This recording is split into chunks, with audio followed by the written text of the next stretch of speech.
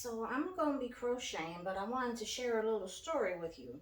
And you're probably thinking to yourself, okay, you're crocheting, but what's with the whisk? I don't have everything I need. I need a knitting needle, and I'm not a knitter. So I don't have a knitting needle big enough to do what I want to do. So the whisk, it's working just fine for now. But anyways, the year was 1996, I believe, and I was working in a nursing home, the night shift. Of course, everything that ever happens on the night shift. But anyways, I work there, and every night we come in, we get our assignments. We know how many people we're going to have, so we see where we're going to go. And I have to check my patients and make sure they're all in bed and accounted for before the next shift leaves. So I go through and see my people, and then I get to know them, and they're cute little people. Usually all of them sleep. Some of them are sundowners, no big deal. They don't bother anybody. We just check on them, make sure they're okay, help them to the bathroom as needed. Well, there's this one little couple in there. They're not like a couple, but they're just a couple of people I'm going to tell you about in this story.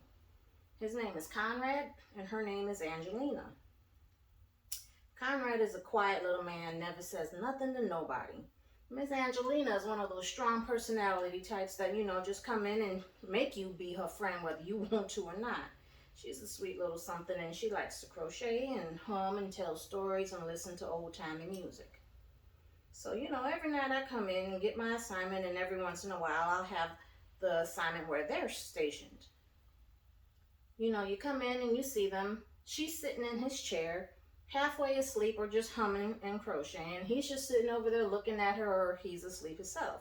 So, they can't be in the room together because they're not a married couple. So I'm like, okay, Miss Angelina, time to go to your room. And, this goes on every night. And, when she's leaving out, he'll take it and wave goodbye. And, he'll get up under the cover and go to sleep. One night I go in and get my assignment, and I'm going to have that little station again. So I go in and check on them, make sure everybody's in their room and they're all accounted for. Well, Mr. Conrad is not in his room, and little Angelina is not in that chair crocheting or humming or singing him a song or nothing like that. And I'm thinking, well, that's kind of odd. She's always in here every single night.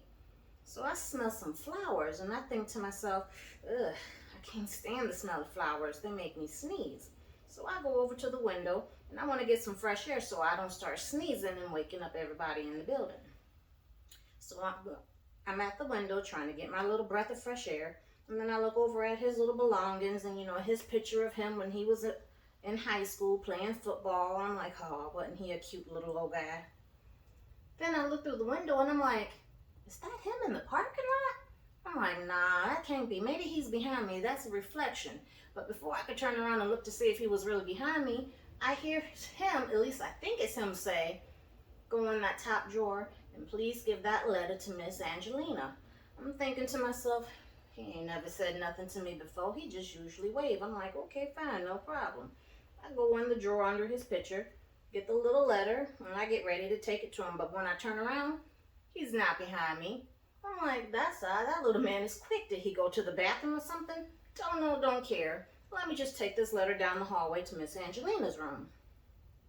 I get to Miss Angelina's room, and she's in there crying her eyes out and boo-hooing and bawling. And I'm like, oh, good Lord, girl, what's the matter? She was like, oh, baby, I can't even begin to tell you what happened. I'm like, well, Mr. Conrad wanted me to give you this letter, but I wanted to go check on everybody before I really get to work tonight. She was like, oh my God, baby, oh my God, can you please just read it to me? My eyes are so swollen from crying. I'm like, oh my God, this lady gonna make me cry. What's wrong with her? So I open up the letter and I start reading it to her. And it said, dear Angelina, from the day you jumped out of my closet and said that crazy nurse is crazy, she don't know nothing about nursing, she don't know I used to be a nurse, I knew we was gonna be friends. And she starts crying even more. I said, Miss Angelina, did you really jump out of his closet? She said, yes, I did. I was trying to hide from that crazy nurse. She's telling the truth. So I go on and read the letter, and it says, you've always been such a nice person. Even though you talked an awful lot, I allowed you to sit in my favorite chair and crochet and hum and sing to me. And she was like, oh my God, he was such a good friend. He ain't never said nothing, was always a good listener. So I'm thinking, was such a good friend. What in the world happened, Miss Angelina? She said, tonight after dinner, he just died. He just died. He just died. I'm like, good Lord have mercy. I didn't want to scare her and say, but he just told me to give you the letter. She's thinking maybe he had gave it to me before I left work the day before. And I'm like, oh, Miss Angelina, I'm so sorry. I'm so sorry. So she goes over to her little crocheting basket and picks up that blanket that she was working on whenever she was sitting in his chair.